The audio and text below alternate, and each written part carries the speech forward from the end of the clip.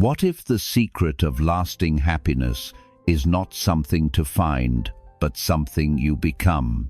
For so long, we've been searching for the right moment, the right person, the right circumstance that will finally make us feel complete. And yet, even when we hold what we've longed for, the happiness slips through our fingers like water.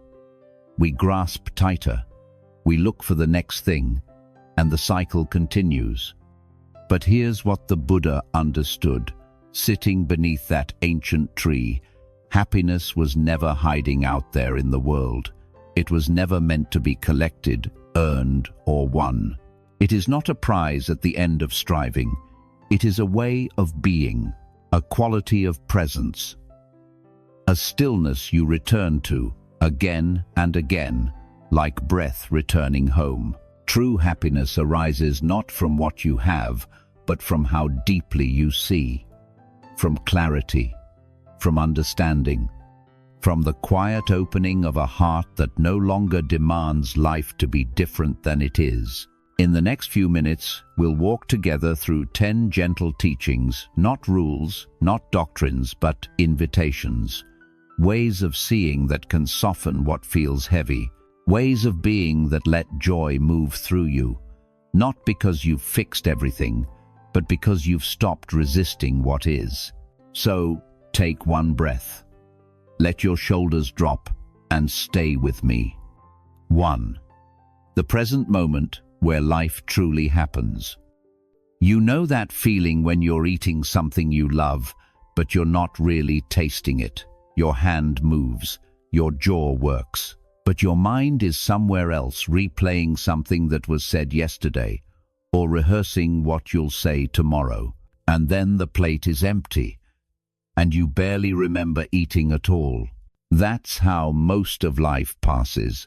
We are here, but we are not here. The body breathes, the heart beats. Light falls across the room. But we are busy, very busy, living in a time that doesn't exist yet, or clinging to a time that already ended. And so we miss it. The only moment that ever actually arrives, joy doesn't live in memory. It doesn't wait for you in some future circumstance when everything finally lines up. Joy arises here. In the texture of this breath, in the coolness of air moving across your skin, in the small, undefended moment when you stop resisting what is and simply notice. But we've been taught to believe the opposite, that happiness comes when we've solved the problem, when we've secured the outcome, when the future becomes safe. And so we brace, we tighten, we live just slightly ahead of ourselves, always preparing, always protecting, never quite landing. The Buddha called this dukkha not suffering in the dramatic sense, but a kind of pervasive unsatisfactoriness, a restlessness, the feeling that this moment, exactly as it is not enough, that you need to be somewhere else, someone else, before you can finally exhale. But what if the exhaustion you feel isn't from life being too hard, but from never actually arriving in it? There's a story of a Zen monk who was asked, "What is enlightenment?" He said, "When I'm hungry, I eat. When I'm tired, I sleep.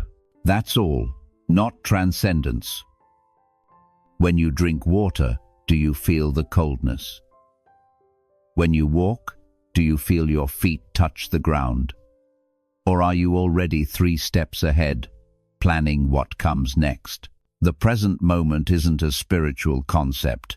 It's not something you achieve. It's simply this.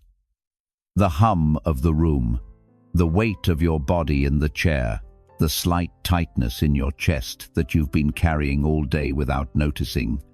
And when you stop running from it, when you stop trying to fix it or fast forward past it, something shifts.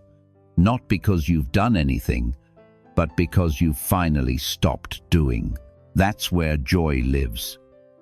Not in the perfect moment, but in the one that's already here. 2. Mindfulness and insight. knowing without attachment. There's a thought running through your mind right now. Maybe it's about what you need to do later. Maybe it's judging these words.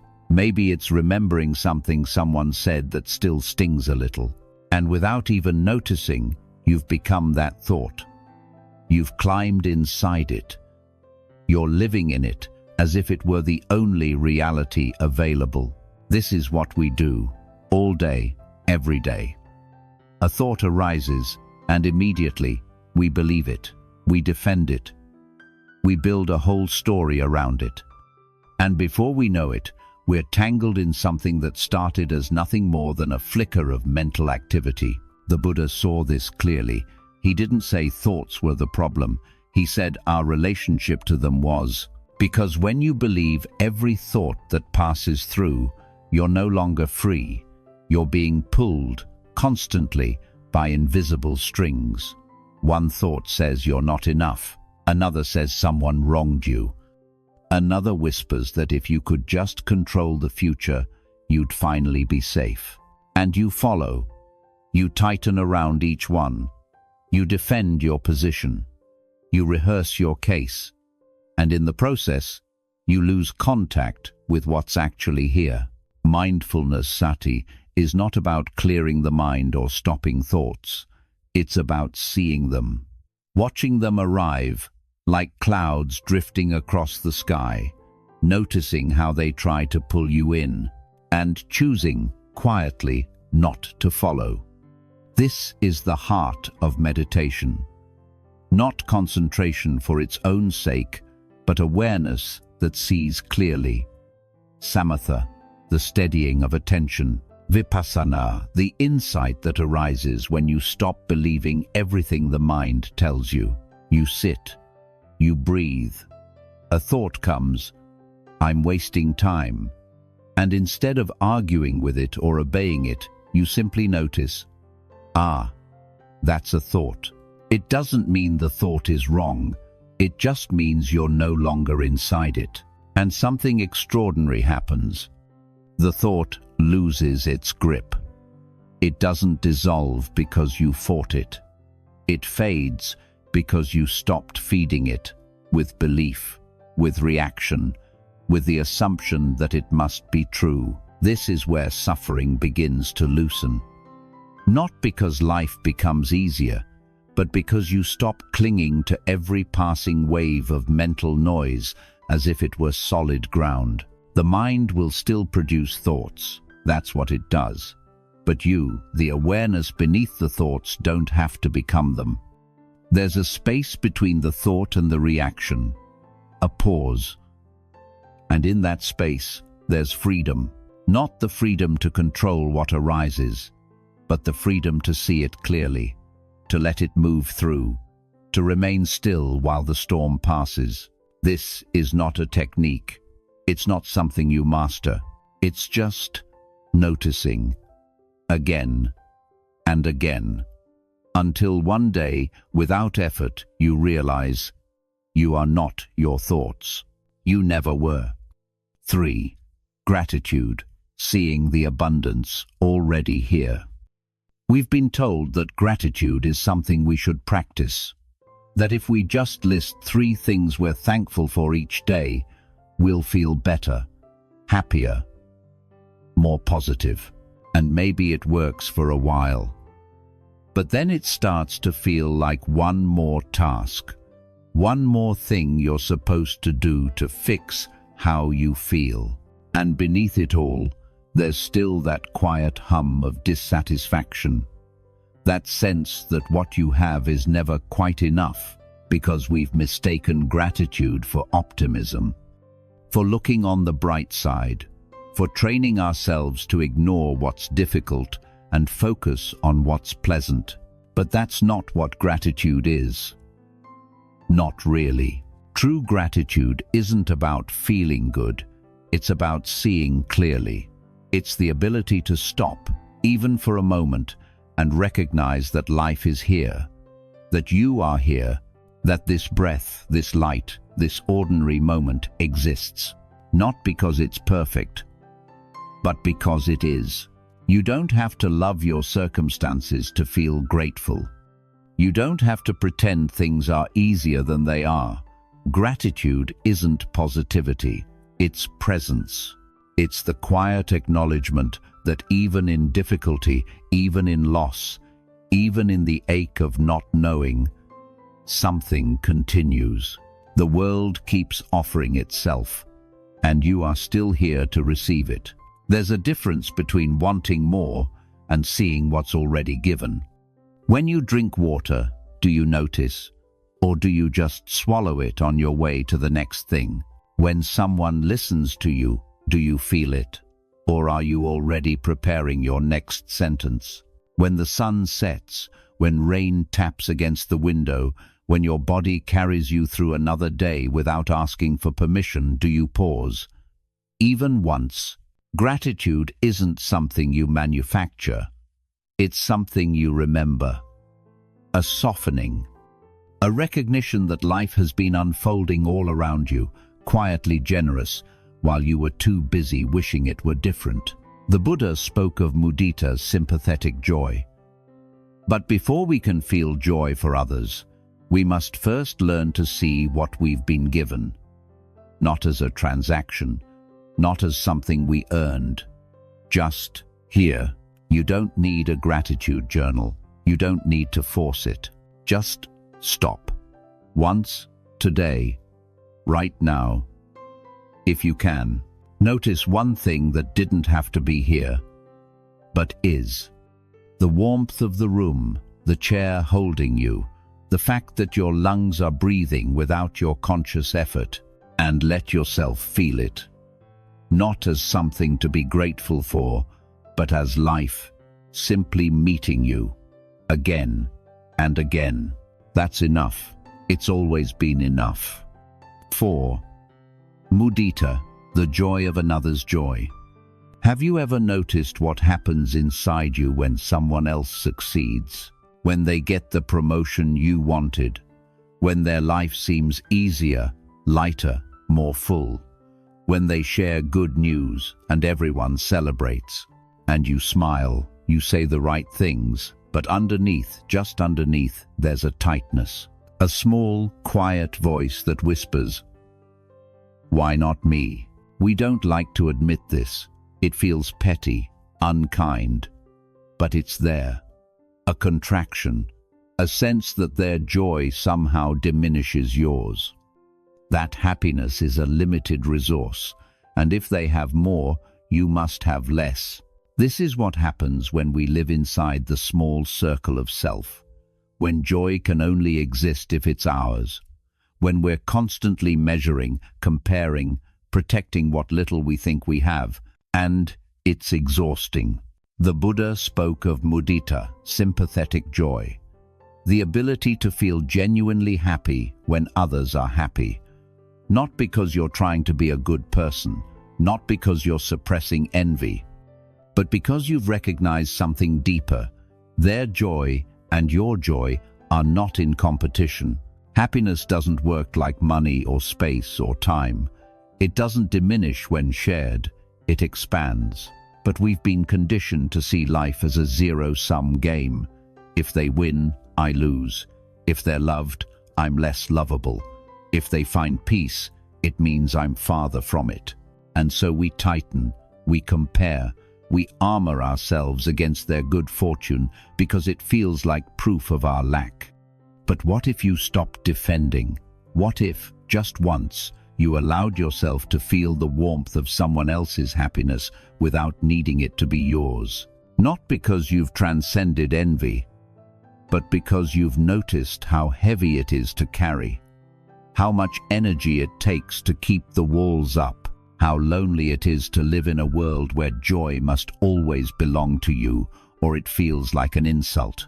Mudita isn't about being selfless, it's about being spacious. It's the recognition that when one person experiences peace, kindness, or relief, the world becomes a little softer for everyone, including you. You don't lose anything when someone else is happy.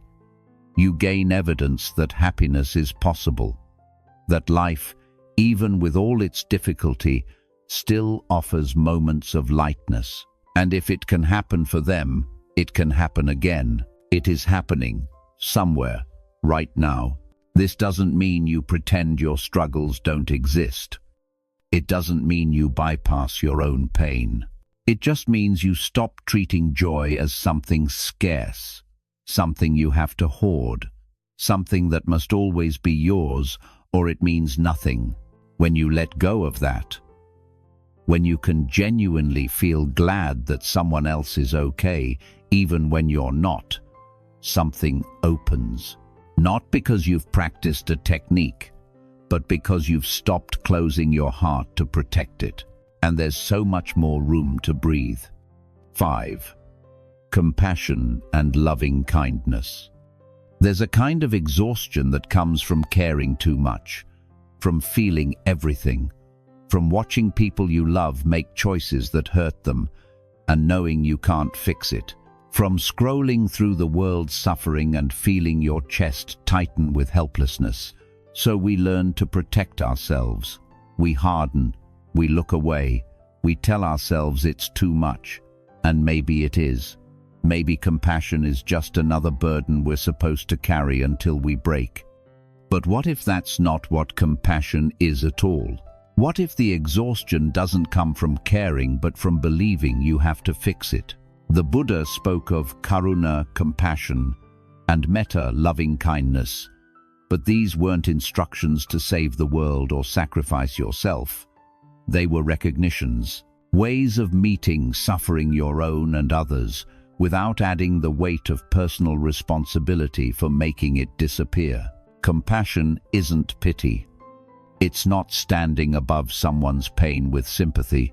It's standing beside it, feeling the shared resonance of being human in a world where things break, where loss is inevitable, where everyone, in their own way, is struggling with something. You don't have to fix anyone to feel compassion.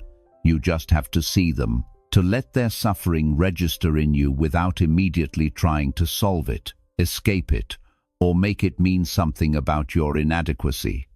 Because that's where the exhaustion comes from. Not from feeling, but from the belief that if you can't fix it, your compassion is pointless.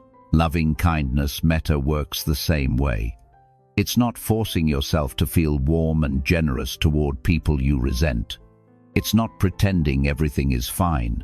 It's the quiet practice of wishing someone well, even when they've hurt you, even when you don't understand them, even when they remain difficult, flawed, and utterly themselves. May you be safe. May you be peaceful. May you be free from suffering, not because they deserve it, not because you've forgiven them, but because suffering is suffering, and meeting it with more hardness doesn't make anyone safer, including you. There's a softness that comes when you stop treating compassion as a task, when you stop measuring whether your care is making a difference, when you allow your heart to respond not by fixing, not by rescuing, but simply by not turning away. This isn't weakness, it's the opposite. It takes immense strength to remain open in a world that constantly asks you to close, to feel without collapsing, to care without controlling.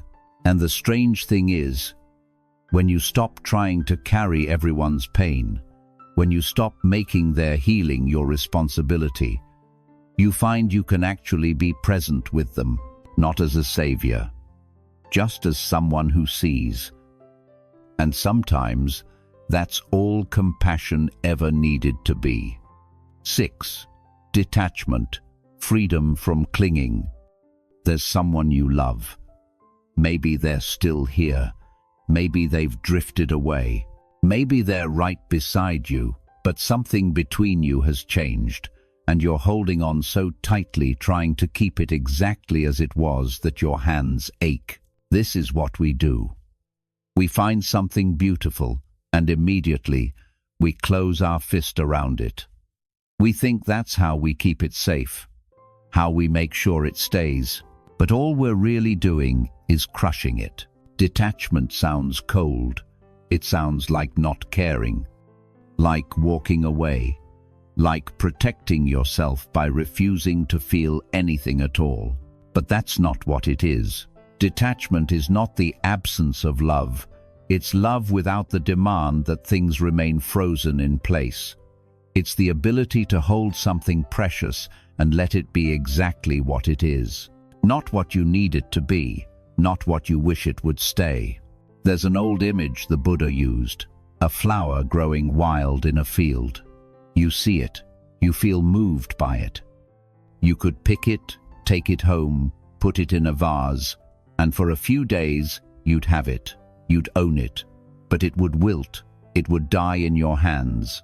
Or you could leave it where it is, let it grow, let it bloom and fade in its own time.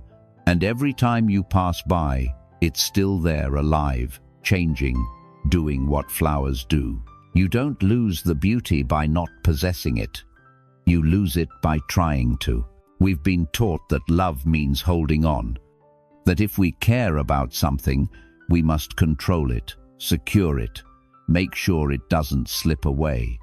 And so we tighten, we plan, we monitor, we try to keep people and moments and feelings exactly as they are, because change feels like loss. But everything changes, everything ends, and the tighter you hold, the more it hurts when it goes. Detachment doesn't mean you stop caring. It means you stop strangling what you care about with your need for it to stay the same. It means you can love someone without needing them to complete you.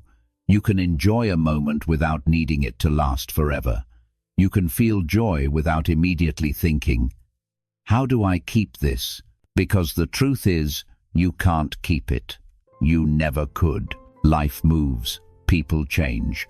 What was here yesterday is already different today. And the more you resist that, the more you cling to the way things were, the more you're at war with reality itself. But when you let go, when you open your hands and allow things to be as they are, coming and going in their own rhythm, something shifts. Not because you've stopped caring, but because you've stopped suffocating what you love with your fear of losing it. And in that openness, there's a kind of freedom, a kind of peace. Not because you've detached from life, but because you've finally let it breathe. 7. Right speech words that heal. You're in the middle of a conversation, and something tightens in your chest. Maybe it's something they said, maybe it's the tone. And before you even realize it, words are forming sharp, defensive, ready to correct, to protect, to win. You don't mean to hurt anyone. You're just reacting, just saying what needs to be said, just defending yourself. But later, when the conversation is over, there's a residue, a tension that lingers, and you replay it in your mind, wondering why it went that way, why it felt so necessary in the moment and so hollow afterward. This is what happens when we speak from reaction instead of awareness. When words become weapons we didn't mean to wield. The Buddha called it right speech, not as a rule, but as a recognition that words are not neutral, they shape reality, they create connection or distance, they heal or they harm, and most of the time we're not even paying attention. We speak to fill silence, to defend our position, to prove we're right, to make sure we're heard. And, in the process, we say things we don't mean, things that land harder than we intended, things that can't be taken back. But what if you paused, just once, before the words left your mouth? What if you felt the impulse to speak, and instead of following it immediately, you noticed it? The heat rising in your chest, the need to correct, to explain, to justify. And in that pause, you asked, is this true? Is this kind? Is this necessary? Not as a moral checklist, but as a way of seeing whether the words are coming from clarity or from the part of you that's afraid, defending, trying to control how you're seen. Because most of what we say isn't really communication, it's noise. It's the mind trying to manage its discomfort by externalizing it, and the person on the other side feels it. They feel the defensiveness, the sharpness, the subtle aggression beneath the civility. Right speech doesn't mean being polite. It doesn't mean suppressing what's true. It means letting your words emerge from a place that isn't afraid, a place that doesn't need to win. When you speak from there, something changes, not because you followed a technique, but because the words carry a different quality. They land softly, they invite rather than close. They make space instead of demanding it. You don't have to be perfect. You don't have to weigh every sentence. But you can notice when your throat tightens, when your voice rises, when you're about to say something that feels more like armor than honesty, and you can choose, in that moment, to wait, to breathe, to let the words settle before they leave you. Because once spoken, they become part of the world, and you can't unhear them. Neither can the person listening. Words are not just sounds, they're offerings. And what you offer shapes everything that comes next. 8. Simplicity and the middle way. Look around the room you're in right now. How much of what you see do you actually need? We accumulate, not just objects, but commitments, obligations, identities. We say yes when we mean no. We add more because we think more will finally be enough. More productivity, more achievement, more proof that we're doing it right. And somewhere beneath all of it, there's a quiet exhaustion, a sense that life has become so full. There's no room left to breathe. The Buddha spoke of the middle way, not as a compromise, not as moderation for its own sake, but as a recognition that extremes of indulgence or denial, of striving or collapsing, both lead to suffering, because when you're constantly reaching for more, you're never here. You're always leaning forward, grasping, trying to fill a hollow that doesn't close no matter how much you pour into it. And when you swing the other way, rejecting everything, depriving yourself, believing that suffering makes you pure, you're still in conflict, still at war with life. The middle way is neither. It's the place where you stop fighting, where you let go of excess, not because you've become ascetic, but because you've realized how heavy it is to carry things you don't need. Simplicity isn't about having less for the sake of less. It's about discovering that when you remove what's unnecessary, what remains becomes vivid, clear, enough. You don't need a closet full of clothes. You need a few things that fit. You don't need every opportunity. You need the ones that align with what actually matters to you. You don't need to be everything to everyone. You need to be present where you are. But we resist this. We think simplicity means deprivation, that if we let go, we'll be left with nothing. The opposite is true. When you release what you've been clinging to, the excess, the noise, the endless accumulation, you find something underneath, something that was always there but got buried. Space, clarity, the ability to actually enjoy what you have instead of constantly scanning for what's missing. There's a kind of peace that comes from knowing you have enough, not because you've achieved some perfect balance, but because you've stopped demanding that life be more than it is. You eat when you're hungry. You rest when you're tired. You say no when something doesn't serve you. Not out of rigidity, out of honesty. The middle way isn't a destination. It's not something you master. It's just the place where you stop exhausting yourself by living at the extremes, where you stop reaching, stop withholding,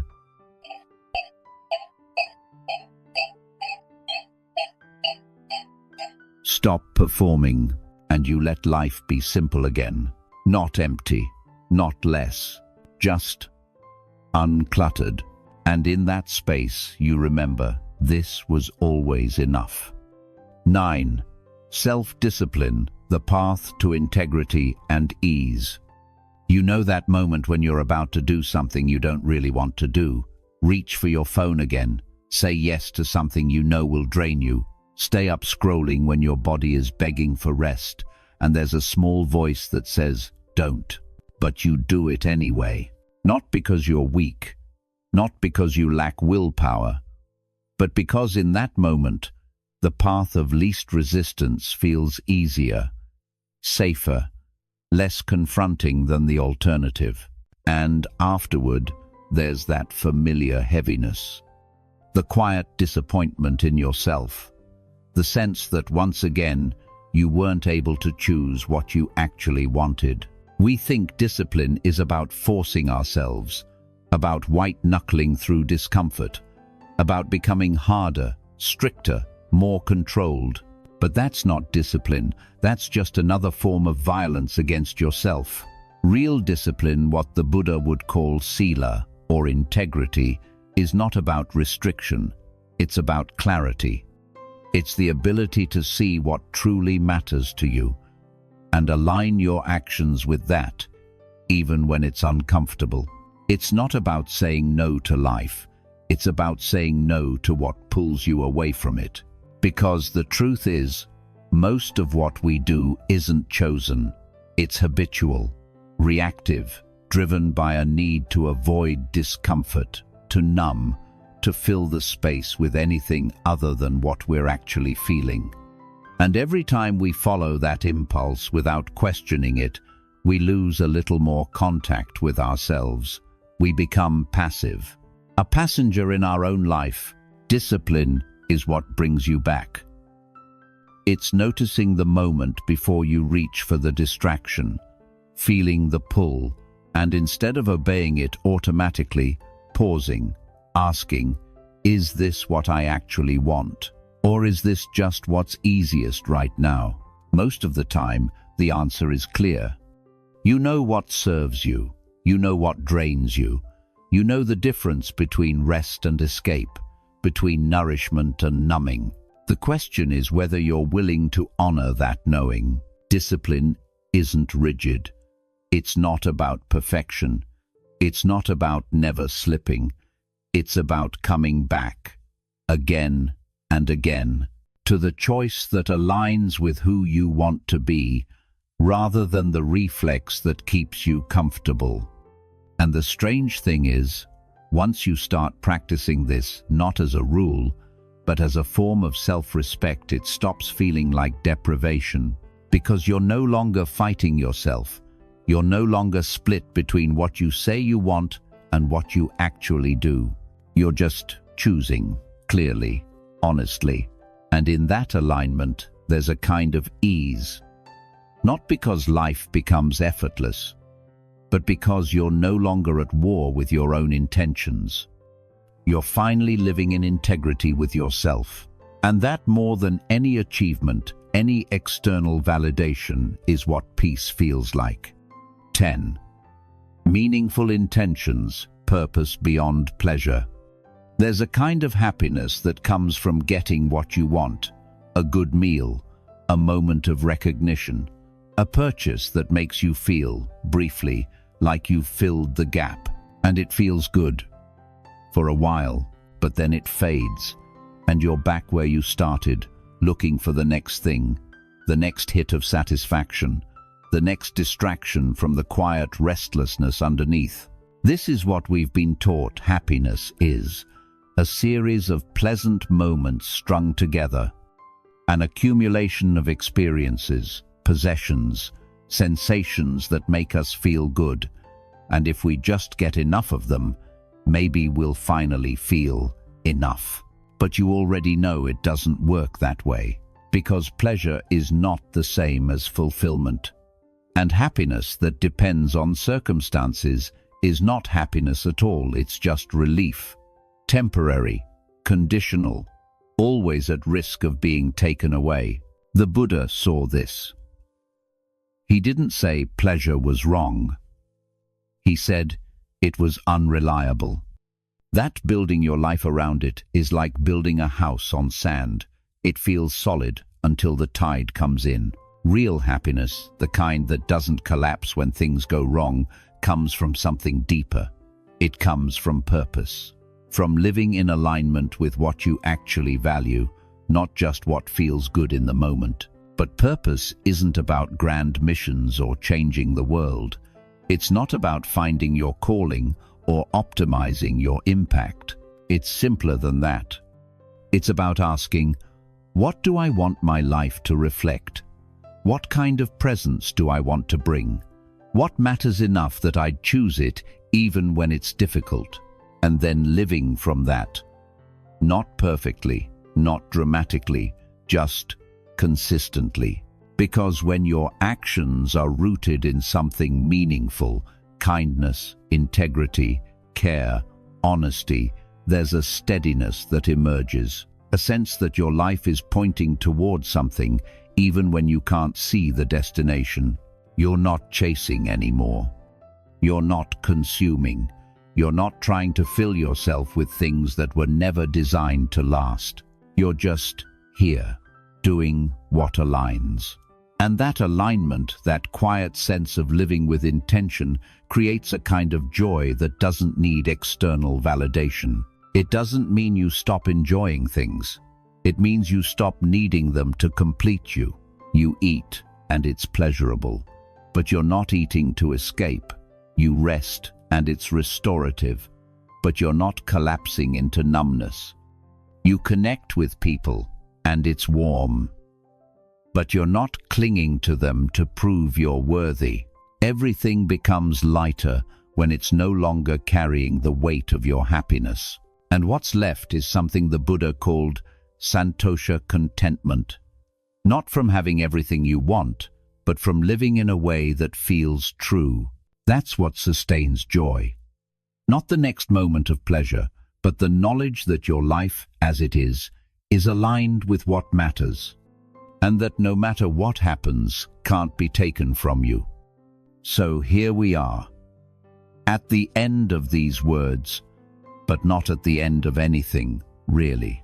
You're still here, still breathing, still carrying whatever you came with, the tiredness, the questions, the quiet ache that made you press play, and that's okay. Nothing here was meant to fix you, because you were never broken. What we've been sitting with tonight is not a new way to live. It's a remembering. That happiness was never something you needed to hunt down or earn or finally deserve. It was always a way of being, a quality of presence, a return to what you already are beneath all the noise. You don't have to master anything. You don't have to change overnight. You just have to notice, once, today, maybe when you're here, fully here. When you let someone else's joy soften you instead of threatening you. When you stop bracing and allow life to meet you as it is. And when you do, something shifts. Not dramatically, but quietly. Like a door you didn't realize was locked. Opening. The teachings we explored tonight, presence, compassion, detachment, simplicity, they're not tasks, they're invitations, ways of seeing that life itself has been whispering to you all along. You just hadn't stopped long enough to hear it. Before you go, if one word or one line stayed with you, let it settle. You could write it down, or leave it here in a comment, just a word, a sentence, something that's still moving inside you. And if this helped you remember something true, maybe save it. For the nights when you forget again, or share it with someone who's tired, not because they need saving, but because they need company.